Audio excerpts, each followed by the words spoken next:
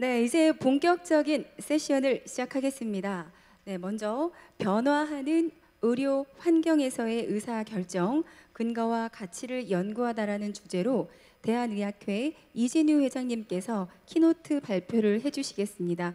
제가 회장님을 무대 위로 모시면 지금부터는 본격적인 뜨거운 박수를 쳐주시면 감사하고요. 여러분들 그런 일화가 있습니다. 박수를 열심히 치시는 분들이 꼭 럭키드로우에 당첨이 되시더라고요. 오늘 상품이 좀 꽤나 괜찮으니까 여러분들 주인공이 되시길 바라겠습니다. 대한의학회 이진우 회장님께서 키노트 발표를 해주시겠습니다. 여러분들 회장님을 위해서 큰 박수 부탁드립니다.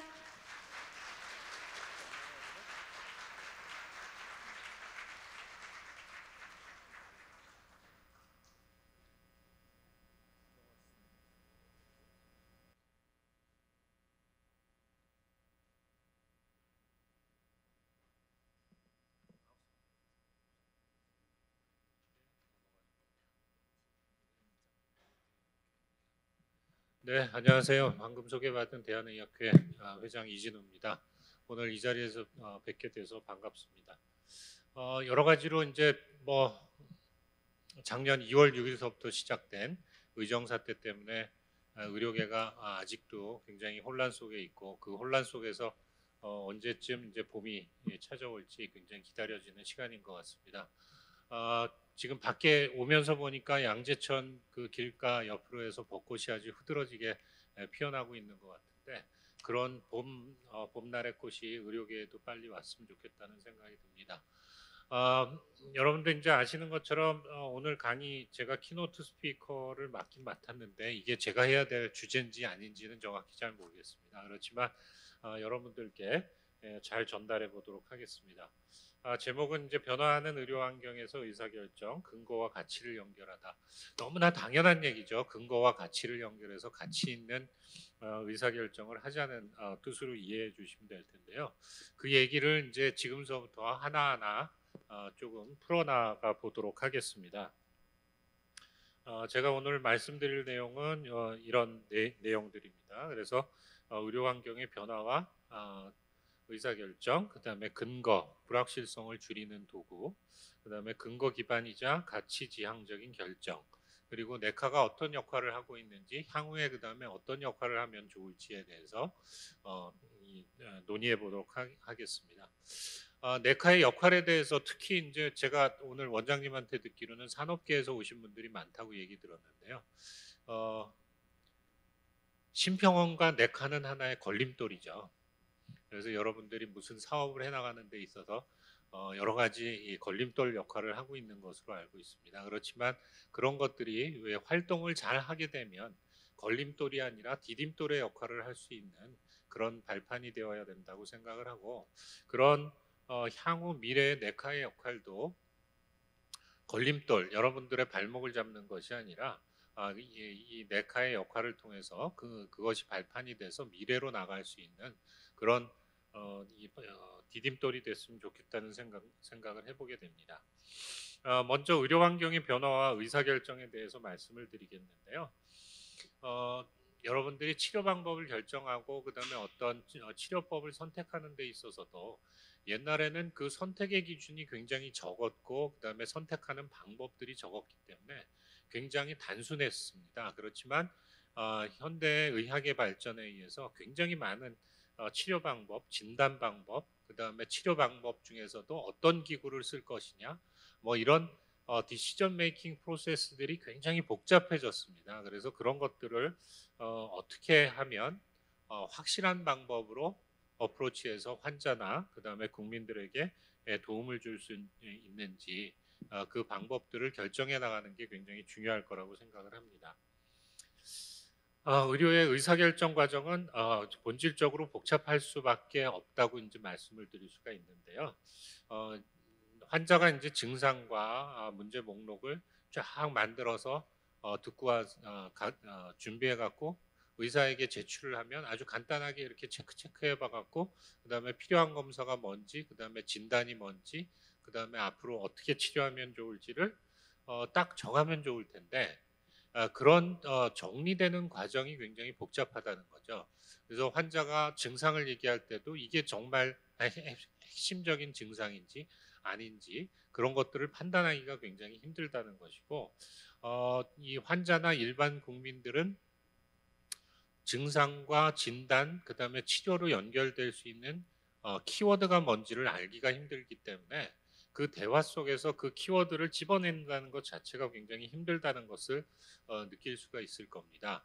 그렇지만 우리나라의 의료 시스템 구조상 어, 음, 저수가 구조에 있기 때문에 굉장히 많은 환자를 단시간에 봐야 되는 구조이기 때문에 그런 것들을 결정해 나가는 과정이 그렇게 단순하지만은 않다는 것이고, 그런 과정들을 효율적으로 어떻게 해나가느냐가 지금까지 우리나라 의료의 이 패러다임이지 않았나 하는 생각이 듭니다.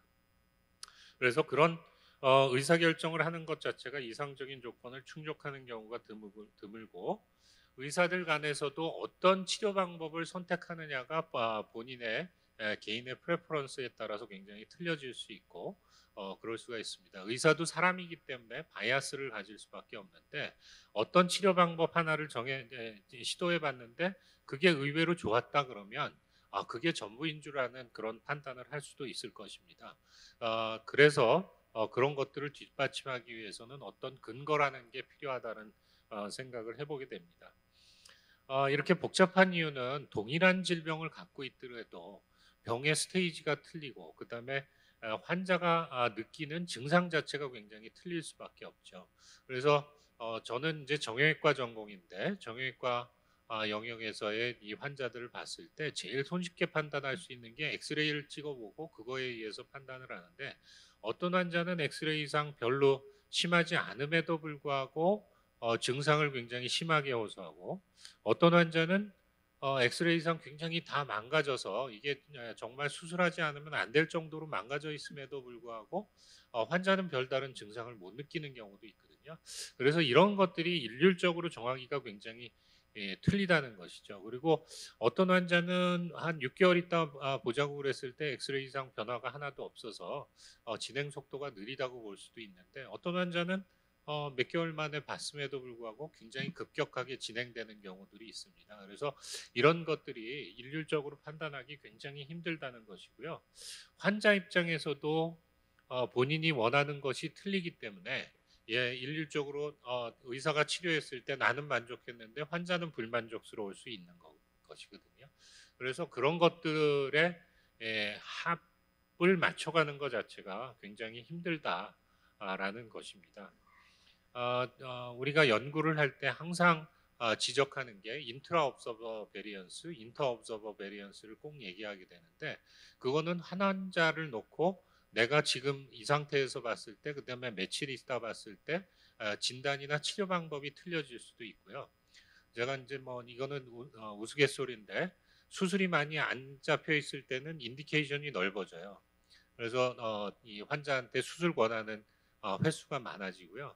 환자가 많이 밀려 있을 경우에는 이게 되도록이면 좀 수술을 인디케이션을 좀 좁혀서 가져가 보자 하는 생각이 의식적으로든 무의식적으로든 가질 수밖에 없는 게 인간이거든요. 그래서 그런 베리언스들을 고려할 수밖에 없겠다라는 말씀을 드리겠습니다. 그다음에 여기 나와 있는 것처럼 우리나라 사회는 이제 굉장히 급격하게 고령화되어 가고 있거든요. 그래서 지금 거의 초고령 사회에 접어들고 있는데, 노인 인구가 많아질수록 만성적인 질환을 2개 이상 갖고 있는 환자들이 많을 수밖에 없고, 그런 만성적인 질환을 갖고 있는 상태에서 환자의 삶의 질을 향상시키고 유지시켜 나가는 것 자체가 굉장히 중요한 목적이 될 수밖에 없습니다. 노인 만성 질환 수가 여기 나와 있는 것처럼 2023년 평균 2.2개 정도를 갖고 있다고 돼 있고요. 노인의 63.9% 정도가 2개 이상의 만성 질환을 보유하는 것으로 되어 있습니다. 저희가 외래에서 환자를 볼 때 환자의 자기 과의 이 약 처방한 것만 보지 않고 다른 과에서 약 처방한 것을 열어보면 이 약만 먹어도 배부르겠구나 하는 생각을 할 정도로 굉장히 많은 약이 처방되고 있는 모습을 볼 수가 있습니다. 그래서 5개 이상 만성 약제 만성 처방 비율이 2022년에 만성 다약제 처방 환자 중 63.4%고 OECD 15개국 중에 4위에 해당이 됩니다. 그래서 어떻게든 약을 좀 줄여주는 노력이 좀 필요할 건데요. 그거는 보험 회사 입장에서도 필요할 거고 환자 입장에서도 쓸데없는 약, 그렇지 않으면 겹치는 약들을 걸러서 줄여주는 노력이 굉장히 필요할 겁니다. 그렇지만 우리나라의 의료 시스템은 전문화되어 있고 자기 영역만 자꾸 보게 되다 보니까 그런 약들이 어떻게 처방이 나가는지 알기가 힘든 경우가 있죠. 그렇지만 우리나라에서 요새 이제 전산화가 잘 이루어졌기 때문에 어떤 동일한 성분, 동일한 약들이 처방됐을 때 이제 경고가 뜨는 그런 시스템들이 잘 갖춰져 나가고 있는 것 같습니다. 그리고 한편으로는 개인 병원에서 처방했던 약들도 전산상에서 볼 수 있기 때문에 그런 면에서는 굉장히 중요합니다. 그렇지만 그렇게 하기 위해서는 결국 의사가 충분한 시간을 가지고 그런 것들을 들여다볼 수 있는 시간이 있어야 되는데 우리나라 시스템상 그런 것들이 잘 이루어지고 있는지는 잘 모르겠습니다. 작년에 의정 사태 이후에 상급 종합병원 구조 개편 계획이 시행되면서 각 그 상급 종합병원에서 환자 입원 환자의 비율을 일률적으로 줄이게 되고 그다음에 외래 환자 수도 줄이는 지금 추세에 있기 때문에 어느 정도 그 방향은 맞다고 보지만 그런 부분들이 지속 가능하게 되기 위해서는 좀 더 정교하고 그다음에 세밀한 어프로치가 필요하지 않나 하는 생각을 해봅니다. 의료 환경의 변화는 의사결정을 더 복잡하게 만드는데 더 복잡하게 만드는 것 중에 하나는 의학적인 퍼블리케이션의 숫자가 폭발적으로 증가하고 있다는 것입니다. 여기 나와 있는 것처럼 의학 지식이 73일마다 2배씩 증가하고 있는 상황이라서 이런 것들을 쫓아가기가 굉장히 힘들다는 것이죠. 그래서 옛날에는 예를 들어서 뭐 극과에 관련된 저널 하나를 그냥 구독해 갖고 보면서 그냥 훑어보면 되지만 요새는 다양한 저널들이 너무 많이 나와 있고 그다음에 종합지들도 많이 나와 있기 때문에 이런 것들을 리뷰해서 찾아보고 그런 것들을 지식을 얻어가는 과정이 굉장히 오버로딩 될 수밖에 없다는 것이고요. 미국 FDA에서 최근 10년간 매년 평균 50개 안팎의 혁신 신약들이 승인되고 있기 때문에 어떤 새로운 약들이 나오는지에 대해서도 업데이트한 이 knowledge를 파악하는 것 자체가 굉장히 힘들고 지리한 길이라는 것을 알 수가 있을 겁니다. 뭐 여기 나와 있는 것처럼 비정형 자료가 기하급수적으로 증가해서 2020년에는 2페타바이트였다가 2030년에는 20페타바이트에 육박하게 된다는 것도 굉장히 큰 것 중에 하나라고 말씀을 드릴 수가 있겠습니다. 그다음에 디지털 헬스케어 기술의 도입이 환자와 의사와의 관계, 의료 데이터 관리 방식의 변화를 이제 초래하게 되는데 우리나라에서 국내 디지털 헬스케어 시장 규모를 보면 15.3조로 되어 있고 연평균 성장률이 15.8%로 나와 있는데요. 이 중에서도 특히 AI에 관련된 헬스케어 시장을 보면 연평균 성장률이 50.8%로 되어 있습니다. 굉장히 급격하게 이 성장하고 있는 것을 볼 수 있는데 그 부분 중에 그런 이유 중에 하나가 세 가지 정도로 요약해 볼 수가 있을 겁니다. 세계 어느 나라를 가더라도 우리나라 인터넷처럼 빠른 나라가 없습니다. 그렇기 때문에 그런 부분이 굉장히 도움이 되는 것이고요. 그다음에 우리나라처럼 전 국민이 국민보험에 다 들어가 있는 나라가 없는 걸로 알고 있습니다. 그렇다 보니까 이 건강보험 공단에서 갖고 있는 자료들이 엄청나게 많을 수밖에 없고 우리나라 개인 병원에서부터 종합병원까지 EHR 시스템이 너무나 잘 갖춰져 있기 때문에 그런 것들을 활용할 수 있는 환경은 굉장히 좋다라고 말씀드릴 수 있고 우리나라의 기술력 또한 굉장히 조금 좋다고 말씀을 드릴 수가 있겠습니다. 제가 한 가지 예를 말씀을 드리면 대한의학회에서 1년에 한 번씩 이민화 의료인 창업상을 수상을 하는데요. 금년에 수상받았던 사람이 의과대학을 졸업하고 바로 창업을 했던 사람입니다. MRI 영상을 어떤 소프트웨어, 클라우드 시스템의 소프트웨어를 통해서 프로세싱을 하면 우리가 MRI 찍는 데 있어서 제일 중요한 게 러닝 타임이거든요. MRI 찍어보신 분들 아시겠지만 조그만 통 속에서 30분, 40분을 있는 것 자체가 굉장히 고통스럽습니다. 그리고 폐쇄공포증을 갖고 있는 사람들이 견디기가 굉장히 힘든 일이고요. 그 다음에 그 안에서 나는 소리 자체가 굉장히 힘들죠. 그런데 그 소프트웨어를 사용하면 40분 찍어야 될 것을 20분만 찍어도 동일한 퀄리티 혹은 그것보다 더 좋은 퀄리티의 영상을 얻을 수 있는 소프트웨어들이 개발돼서 적용되고 있습니다. 그래서 그런 걸 보면서 우리나라 기술이 굉장히 좋구나 라는 생각을 하게 됐고, 그 다음에 병원의 입장에서도 보면 MRI는 찍으면 찍을수록 뭐 이런 말씀드리면 그렇긴 하지만 찍으면 찍을수록 병원의 수입으로 돌아오게 되는데, 특히 종합병원 같은 경우에는 MRI 웨이팅 타임이 한 달, 뭐 2달 정도 되는 병원들이 대부분일 겁니다. 그렇지만 그거를 러닝 타임을 반으로 줄여버리면 그 대기 시간을 획기적으로 줄일 수 있기 때문에 병원 입장에서도 굉장히 좋다고 말씀을 드릴 수가 있겠죠. 이런 디지털 헬스케어 어떤 소프트웨어를 통한 진단, 치료 이런 거에 적용할 수 있는 소프트웨어들이 굉장히 우리나라에서 활발하게 개발이 되고 있고 시장에 나오고 있는 상태입니다. 아까 말씀드린 그 MRI 소프트웨어는 세계에서 지금 넘버원을 차지하고 있는 상태이고, 여러 가지 글로벌 그 영상 회사에서 같이 제휴하자는 요청을 받고 있는 상태라고 합니다. 그 다음에 이런 디지털 헬스케어의 도입으로 인해서 의사와 환자와의 관계, 의료 데이터의 관리 방식 이런 것들이 많이 변하고 있습니다. 그래서 새로운 복잡성, 불확실성들이 증가되고 있죠. 우리나라에서 항상 문제가 됐던 비대면 진료, 원격 진료라고 얘기하죠.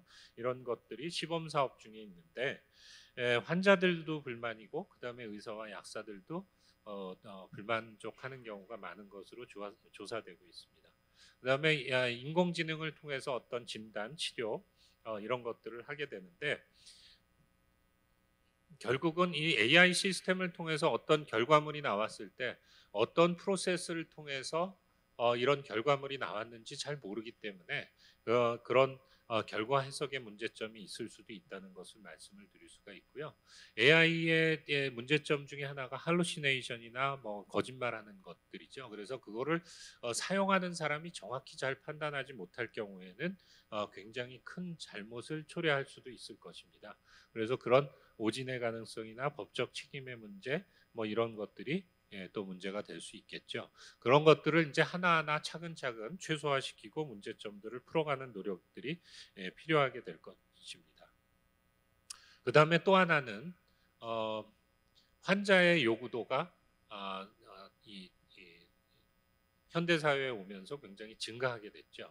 한 가지 예를 들어보면 1931년에 미국에서 있었던 사례를 말씀을 드리면 한 환자가 입안에 방사통을 주소로 해서 이제 병원에 갔고요. 병원에서 그 환자의 방사통을 치료하기 위해서 수술을 결정을 했고, 수술해서 환자를 마취시켜 놓은 상태에서 치아를 뽑고 그걸로도 해결이 안 되니까 편도선을 제거하는 수술을 했답니다. 그러고 나서 환자가 이제 일주일 있다가 결국 인펙션이 되면서 돌아가셨죠.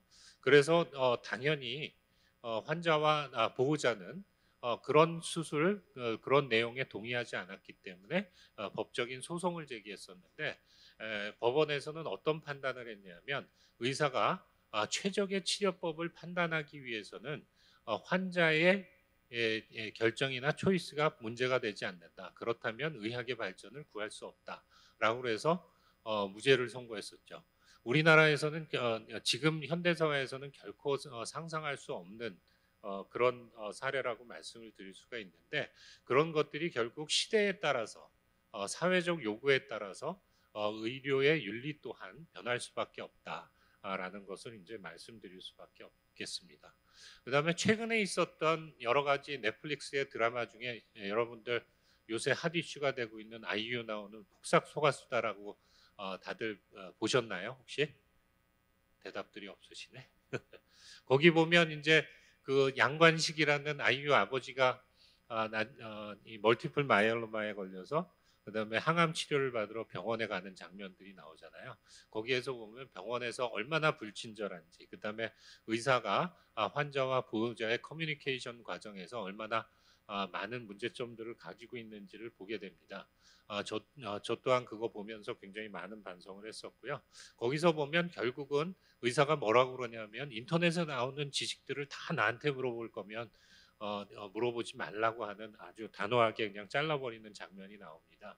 그런 것처럼 요새는 이제 인터넷에 대한 검색만 해도 여러 가지 의학 지식들이 많은데 그 중에 정말 본인한테 맞는 지식과 정보가 무엇인지 환자가 판단하기 굉장히 어려운 측면이 있죠. 그래서 그거에 대해서 잘못된 지식을 갖고 있으면 의사가 어떤 결정을 하든 그다음에 어떤 설명을 하든 이해시켜서 올바른 방향으로 치료 방향이나 진단 방향을 가져가기가 굉장히 어려움을 겪게 될 수밖에 없을 겁니다. 그리고 임상의뿐만 아니라 보건 당국에서도 이 어떤 치료 방법을 보험에서 커버를 해줄 것이냐 말 것이냐 이런 것을 결정하는 데 있어서도 환자의 요구도 그다음에 환자 단체의 요구도나 소비자 단체의 요구도가 굉장히 많은 영향을 미치게 되고 있는 과정이라고 말씀을 드릴 수밖에 없을 것입니다. 그래서 결국은 보험 등재 여부, 환자의 부담 비용 뭐 이런 것들이 치료 선택을 굉장히 많이 달라지게 하죠. 의료 서비스의 제공 방식과 같은 구조적인 변화를 초래하게 되는데 우리나라는 이런 보험자, 그다음에 환자, 그다음에 병원, 헬스케어 프로바이더 이런 3자 구조뿐만 아니라 여기에 더 복잡하게 만드는 것은 또 하나의 실손보험이라는 이 롤을 하는 역할이 또 있습니다. 그래서 그런 실손보험들이 우리나라의 시장 자체를 굉장히 왜곡시키는 측면들이 있습니다. 그래서 다른 어느 나라보다도 우리나라에서는 MRI나 CT를 찍는 확률이 굉장히 높고요. 그다음에 다른 어느 나라보다도 도수 치료나 그다음에 체외 충격파 시술 뭐 이런 것들의 횟수가 많을 수밖에 없는 것이 그런 것들을 통해서 어떤 수입 창출이나 이런 것들과 연결되는 부분이 있기 때문이라고 말씀을 드릴 수가 있고 이런 부분들이 우리나라 시스템의 의료 시스템의 왜곡을 초래하고 있는 것 같습니다. 그래서 그런 부분들에 대한 개선, 개혁 이런 것들은 꼭 필요한 이 상황이라고 말씀을 드릴 수가 있고요. 그래서 이런 현대 의료 시스템은 다학제적 협력, 그다음에 다양한 전문 분야와의 통합을 요구할 수밖에 없는 것이고 환자, 의사, 정부 관계자, 보험자, 병원 관리자 등 여러 스테이크홀더들이 참여할 수밖에 없는 그런 상황이라고 말씀을 드릴 수 있겠습니다. 그래서 두 번째 섹션으로 이제 넘어가서 근거라는 게 불확실성을 줄이는 도구일 텐데 이런 에비던스들을 어떻게 만들어가면 좋을지에 대해서 이제 말씀을 드리도록 하겠습니다. 20세기 이전의 의사결정 구조는 의사가 결정해서 그냥 환자한테 적용하면 됐고요. 그거 결과가 좋든 나쁘든 환자는 받아들일 수밖에 없는 구조였죠. 재미있다고 표현하면 그렇지만 슬픈 일 중에 하나가 조지 워싱턴은 목의 감염으로 사열을 통해서 결국 온몸의 피의 40%가 사열됨으로써 사망에 이를 수밖에 없었다는 아주 슬픈 얘기가 있을 수밖에 없고요. 이것이 결국 나중에 지나서 이런 피해를 누이라는 사람에 의해서 폐렴과 열병 같은 경우는 사열이 아무런 효과가 없다라는 것이 나중에 이제 밝혀졌던 것입니다. 그래서 현재의 지식으로는 밝혀질 수 없는 것이지만 의학의 발전에 의해서 밝혀질 수 있는 부분도 있다라고 이제 말씀을 드릴 수가 있고요. 그다음에 그다음에 치료 방법을 선택하고 수술 방법을 선택하고 하는 데 있어서 경험적인 확실한 근거라기보다는 경험적인 사례에 의해서 결정하는 경우가 굉장히 많습니다. 한 가지 사례를 말씀드리면 벤자민 스포크라는 소아과 의사가 이런 이 애들 베이비 앤 차일드 케어에 관련된 책을 썼었고 그 책이 굉장히 베스트셀러가 돼서 모든 어머니들한테 통독되는 그런 상황이었는데 이게 이제 육아 상식이 1946년에 출간하면서 애를 엎어서 재워라, 엎드려 재우는 게 이 토하더라도 어, 토사물을 삼킬 가능성을 감소시켜주고 그다음에 뒤통수가 납작해지는 것 때문에 뒤통수를 이쁘게 해줄 수 있다. 저도 어렸을 때 우리 애들 키울 때 이렇게 똑바로 재우면 뒤통수가 판판해지니까 밉기 때문에 엎어 재우는 게 좋다라는 얘기를 많이 들었었는데요. 그게 결국은 1994년에 소아과학회에서 이 유아 돌연사 증후군이 급증하고 있었기 때문에 그거를 역학 조사를 해봤더니 엎어지온 애들한테서 많이 발생하는 것 같더라. 그래서 그런 것들을 이제 조사해서 결국은 유아 돌연사를 예방하기 위해서는 백투 슬립 그래서 바로 재우는 게 제일 좋겠다라는 학회의 권고에 의해서 획기적으로 소아 돌연사를 많이 줄일 수 있었다라는 연구 결과를 볼 수가 있었습니다. 그래서 이 의학에 있어서는 이런 근거를 창출해내는 것이 굉장히 중요하고 그 중에서도 RCT가 굉장히 중요하다. 근데 이 RCT의 역사는 1948년에 처음 시작이 됐고 그 시작된 논문이 스트랩토마이신이 결핵에 효과가 있다라는 결과를 낸 논문이었다.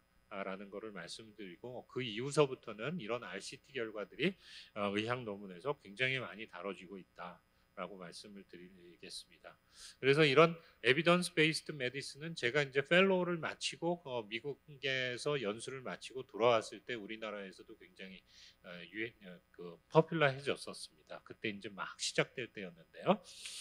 1996년에 아마도 캐나다 토론토의 맥메스터 대학의 데이비드 사켓이 정리를 했었는데요. RCT, 체계적인 문헌 고찰, 메타 분석 등 최고 수준의 연구 결과를 바탕으로 해서 의료의 의사결정에 적용하는 것이 좋겠다라는 내용이고 여기에는 클리니컬 엑스퍼타이즈가 리서치 에비던스 그다음에 환자의 프레퍼런스를 근거로 해서 정하는 게 좋겠다라는 게 근거 기반 의학의 핵심이라고 말씀을 드릴 수가 있겠습니다. 의료 의사결정에서 근거 기반의 결정은 결국은 불확실성을 제거하고 어떤 데이터를 제시함으로써 그 데이터를 기반으로 해서 선택을 할 수 있게 만드는 것들이라고 얘기를 말씀을 드릴 수가 있고요. 이 밑에 보시는 것처럼 애들을 엎어 재우는 게 아니라 바로 재움으로써 돌연사 증후군을 획기적으로 줄일 수 있었다라는 에비던스를 보여주는 데이터라고 말씀을 드릴 수가 있겠습니다. 우리나라에서도 그와 비슷하게 90년대 후반서부터 이런 에비던스 메디슨이 포퓰러하게 됐었고요.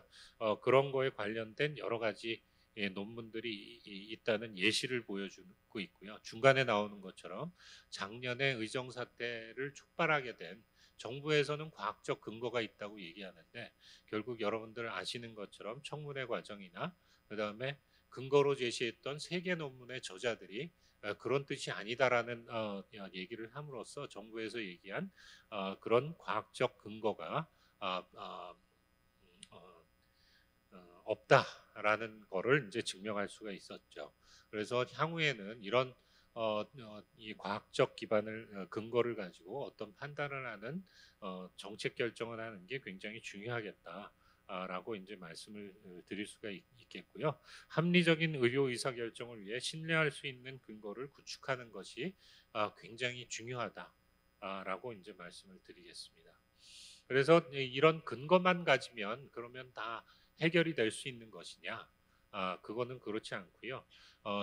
모두에 이제 말씀드린 것처럼 근거와 가치가 상호 보완되는 그런 구조를 가져가야 이상적인 치료 방법, 그다음에 의료의 의사결정 과정을 가질 수 있다라고 이제 말씀드리겠습니다.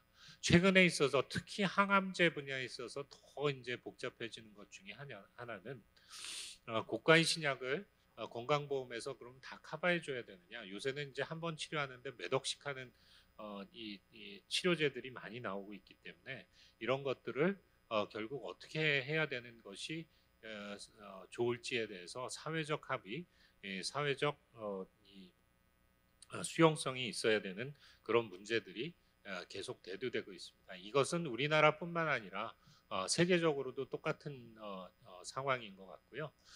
그래서 이런 사례를 통해서 그러면 돈 많은 사람은 고가의 신약 치료를 받음으로써 건강을 회복할 수 있고 돈 없는 사람들은 이런 치료를 적용받지 못함으로써 죽을 수밖에 없는 그런 현실을 어떻게 사회적 합의를 통해서 만들어갈 것이냐 하는 것들이 또 하나의 윤리적인 문제로 대두되고 있는 거라고 말씀을 드릴 수가 있겠습니다. 그다음에 디지털 치료기기에 관련돼서도 우리가 항상 특히 이제 내과에서 신의료 기술 평가나 이런 거를 할 때 근거를 대라고 이제 얘기를 많이 하죠. 그 중에서도 특히 논문 얘기를 하게 되는데 이런 새로운 치료법이나 새로운 의료 기기들이 나왔을 경우에는 현장에 적용이 되고 그런 데이터들이 축적되지 않는 한 그런 신의료 기술이나 이런 것을 인정받을 수 있는 그런 근거를 만들기가 굉장히 힘들다라는 게 고민 중에 하나라고 이제 말씀을 드릴 수밖에 없고요. 그런 부분들을 이제 너무 또 쉽게 풀어주면 소비자 단체에서는 위험한 거를 왜 그렇게 쉽게 풀어주냐고 얘기할 수밖에 없고 그거를 또 안 풀어주면 업계에서는 이렇게 좋은 걸 개발했는데 시장에 들어가지도 못하게 하면 어떻게 하느냐라는 그런 이율배반적인 상호 갈등이 발생할 수밖에 없게 될 겁니다. 그래서 이런 것들을 어떤 과정을 통해서 해결해 나가야 될지에 대해서도 우리가 새로운 솔루션을 찾아 나가야 될 것입니다. 그래서 오늘 아침에 저희 대한의학회에서 이사회를 하면서 결정했던 것 중에 하나가 우리가 그 의학의 발전 과정을 봤을 때 물론 어떤 근거 논문들이 바탕이 돼서 새로운 치료법이 인정이 되고 그다음에 통념적으로 받아들여질 수도 있지만 그렇지 않았던 경우가 굉장히 많습니다. 그래서 이런 것들을 해결해 주기 위해서 의학회에서 메디컬 어드바이저리 보드라는 것을 만들어 놨고요. 그것을 통해서 어떤 근거가 없을 경우에 전문가들의 의견을 통해서 이거는 시도해 볼 만한 치료법이다. 이것은 치료해 볼 만한 새로운 진단법이다라는 의견을 내줌으로써 정책 당국에서 그것을 참고로 해서 이 시장에 진입할 수 있게 해주는 그런 이 시스템을 만들고자 저희가 그런 메디컬 어드바이저리 보드를 만들어서 지금 시행하려고 하는 준비 단계에 있다고 말씀을 드릴 수가 있겠습니다. 이제 저희가 작년 1년 이 사회적 합의와 수용을 하지 못한 일 때문에 의정 갈등 때문에 얼마나 많은 사회적 비용을 초래하고 있습니까? 어떤 비용의 문제뿐만 아니라 초과 사망률이 증가하고 있다는 얘기도 지금 하고 있기 때문에 의료에 있어서 특히 의료에 있어서는 어떤 사회적 합의라는 것이 굉장히 중요하다고 이제 말씀을 드릴 수밖에 없을 것이고요. 저희가 이제 지난번 대통령 선거 탄핵된 대통령 말고 그전 대통령 선거 과정에서도 탈모 치료제나 입덧 치료제에 대한 건강보험 급여 문제가 하나의 사회적 이슈가 됐었던 적도 있고요. 그다음에 무통분만에 관련된 여러 가지 치료법을 복합적으로 사용할 수 없게 했던 그런 정책 결정들도 이제 좀 문제가 됐었을 수 있습니다. 그래서 이런 것들의 부작용들을 미리 예측하고 세밀하게 어프로치하는 과정 자체가 굉장히 중요하다고 이제 말씀을 드릴 수가 있고 그런 것들을 하지 않을 경우에 작년 의정 사태에서 볼 수 있듯이 우리 사회가 겪어야 될 사회적 비용이나 이런 것들이 엄청나게 크다고 이제 말씀을 드릴 수가 있겠습니다. 그래서 이런 의료 의사 결정을 하기 위해서는 퍼스널한 밸류뿐만 아니라 테크니컬한 밸류, 그다음에 알로카티브 밸류, 그다음에 소시에탈 밸류 이런 것들이 종합돼서 컴프레hen시브한 판단을 거쳐서 결정이 되는 게 가장 이상적이다라고 이제 말씀을 드릴 수가 있고요. 그래서 미래 의료 의사 결정에 있어서는 근거 기반 의학뿐만 아니라 여기에 가치를 고려해야 된다. 그렇지만 처음에 근거 기반 의학을 처음에 주창했던 데이비드 세켓도 거기에 분명히 페이션트 프레퍼런스 그다음에 페이션트 밸류라는 용어가 분명히 들어가 있었습니다. 그래서 이런 것들이 가치와 이 근거가 서로 상호 보완되어야 한다라는 것을 말씀을 드릴 수가 있겠고요. 여기 지금 보여드린 다이아그램처럼 근거의 기반이 미약하지만 가치적으로 높을 경우에는 임상 연구의 대상이 될 수밖에 없고, 이 부분의 영역은 네카가 수행해줘야 될 굉장히 중요한 부분이 아닐까라고 생각을 해봅니다. 그래서 미래 의료 의사 결정은 에비던스 베이스드 메디슨뿐만 아니라 밸류 자체가 중요하다. 그래서 에비던스 없는 밸류도 무가치하고, 가치 없는 에비던스도 의미가 없기 때문에 함께할 때 의미가 있다라고 이제 말씀을 드릴 수가 있고, 오늘 강의의 이제 마지막 부분인 네카가 그러면 어떤 역할을 하는 게 좋을지에 대해서 이제 말씀드리고 제 말씀을 마치도록 하겠습니다.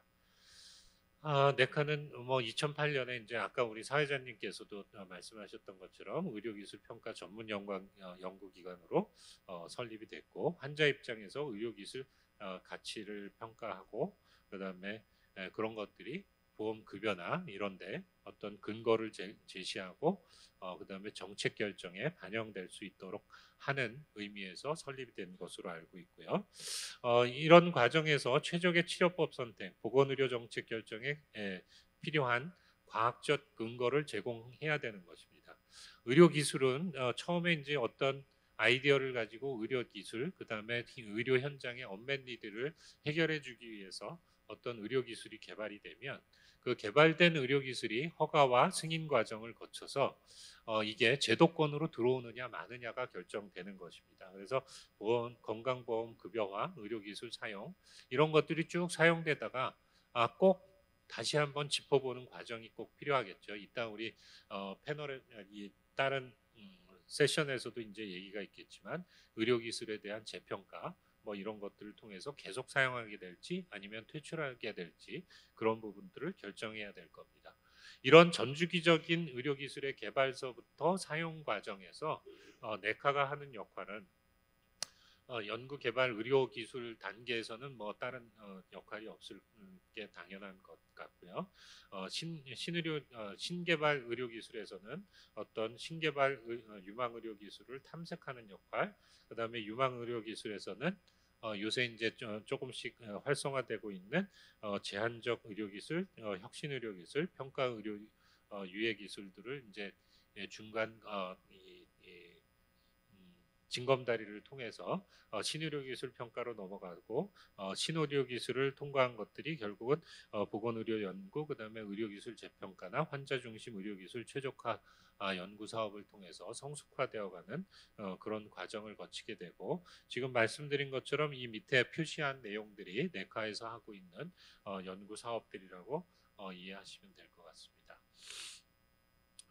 최적의 치료법을 이제 선택해가는 과정에서도 최근 들어서는 이제 어떤 치료의 표준화, 그다음에 임상 진료 지침 뭐 이런 것들의 개발이 굉장히 중요하게 대두되고 있고요. 제가 얼마 전 대한의학회에서 하는 학술 대회에서 키노트 스피커를 하면서 얘기했던 게, 이제 의료에 있어서 어떤 형사적인 문제들이 발생하는 것들 때문에 바이탈을 다루는 과의 전공의들의 지원이나 그다음에 의사들이 점점 줄어들 수밖에 없는 구조를 갖고 있기 때문에, 그거를 이 책임을 지우지 않게 하는 법안을 마련하는 부분이 의료개혁 의 하나의 중요한 꼭지로 대두되고 있는데요. 그거를 무조건 면책해달라고 그러면 사회적 합의를 이룰 수가 없기 때문에, 제가 제안했던 거는 어떤 임상진료 지침을 준수했을 경우에는 그런 면책을 할 수 있는 그런 입법을 하는 게 좋겠다라고 이제 제안을 했던 적이 있습니다. 그래서 이 어떤 임상진료 지침, 그다음에 표준의료 지침들을 만들어가고 그런 것들을 통해서 현장에 적용하도록 하는 게 굉장히 중요할 수밖에 없고요. 이런 부분들을 의학회와 네카가 같이 MOU를 통해서 여러 가지 연구 사업들을 지금 진행 중에 있습니다. 그래서 그런 과정들을 이제 말씀드리고 있는 것이고요. 결국은 이런 최적의 치료 방법의 선택은 어떤 근거를 제공해 줘야 되는데 근거를 발생시키는 것 자체가 현장에서 아무런 비용을 들이지 않고 할 수 있는 부분이 아니기 때문에 그런 부분들의 근거의 1차 생산, 그다음에 제공, 그거를 활용해서 어떤 근거 기반 정책을 만들고 그거를 의료 서비스의 정책 제공하는 이런 과정들이 굉장히 중요하다라고 말씀을 드릴 수가 있겠고, 그런 과정에서 네카가 굉장히 중요한 중심적인 역할을 하고 있다라고 말씀을 드릴 수가 있겠습니다. 그래서 특히 이제 이 환자 중심 의료기술 최적화 사업단의 경우 금년 내년 이제 초면 이 사업이 만료가 되기 때문에 이런 2기 사업을 어떻게 이끌어가야 될지에 대한 기획이 필요할 것 같고요. 향후 이 부분에 대해서도 정책적인 결정이 굉장히 필요한 부분이다라고 말씀을 드릴 수가 있겠습니다.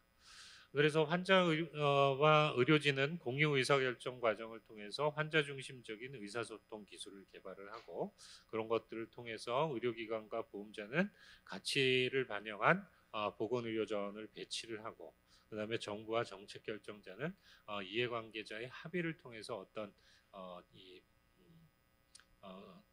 결정을 만들어가는 게 굉장히 중요한 스텝 바이 스텝의 단계다라고 말씀을 드릴 수가 있고, 이런 과정에서 어느 누구도 이해관계자도 배제되면 안 되는 부분이다라고 말씀을 드릴 수가 있겠습니다.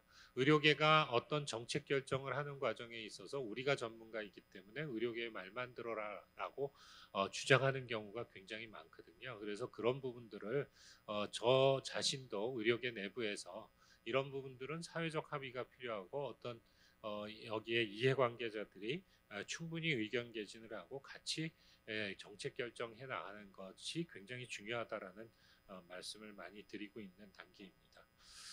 그래서 이런 공유 의사 결정 과정, 객관적인 근거를 중심으로 해서 환자 중심 의사소통 기술을 결합하는 것이 굉장히 중요하고, 이런 것들이 환자 중심 의료기술 사업단에서 여러 가지 프로젝트로 지금 시행이 되고 있습니다. 그래서 한 가지 예로 젊은 유방암 환자에서 가입력 보존을 위한 다학제 공동 의사결정, 그다음에 만성 콩팥병 환자 투석 방법 선택을 위한 공동 의사결정 임상시험, 이런 것들이 진행 중에 있고 사업이 만료되기 전에 아마 결과가 나오지 않을까라는 생각이 들고요.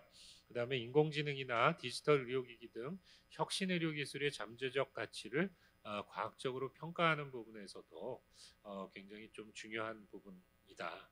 그래서 이런 기술의 잠재적 가치를 인지하고 이런 것들의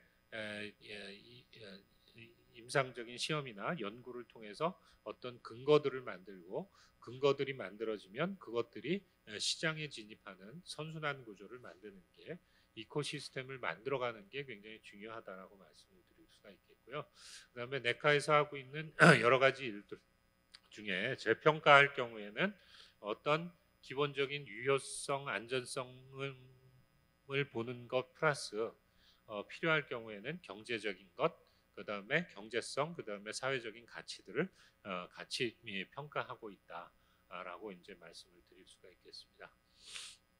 그래서 근거와 가치를 연결하는 플랫폼의 역할을 결국 네카가 해야 되는데, 그런 과정에 있어서는 어떤 다양한 방법들이 적용될 수밖에 없을 겁니다. 그래서 어떤 원탁회의를 의 과정을 통해서도 합의를 도출해가는 과정이 있을 수가 있고, 어떤 임상적인 가치 평가, 국민과 환자와 연구자와 임상 전문가가 다 함께 참여해서 연구 결과를 다각도로 검토하고 평가하는 작업들이 필요하다. 그래서 여기서 말씀드릴 수 있는 키워드 중에 하나는 사회적 수용성과 사회적 합의라는 말씀을 드릴 수가 있고, 그런 사회적 합의를 통해서 보건의료 정책이 올바른 방향으로 정해지고 적용될 수 됐을 때 우리가 아이디어란 의료 제도들을 공고하게 만들어갈 수 있지 않을까라고 말씀을 드릴 수가 있겠습니다. 그래서 마지막으로 이제 말씀드릴 것은 근거와 가치를 연결하는 게 연구나 정책의 문제가 아니라 의료 현장에서 이를 실천하는 문화로 자리 잡아야 한다라고 말씀을 드리면서 네카가 그런 과정에 있어서 중심적인 역할을 해왔고 앞으로는 보다 더 시장 친화적이면서 환자와 국민에게 조금 더 다가가는 그런 기관이 되길 바라면서 강의를 마치도록 하겠습니다. 감사합니다. 네, 좋은 말씀 감사드립니다. 발표해 주신 대한의학회 이진우 회장님께 여러분들 다시 한번 박수 부탁드릴게요. 고맙습니다.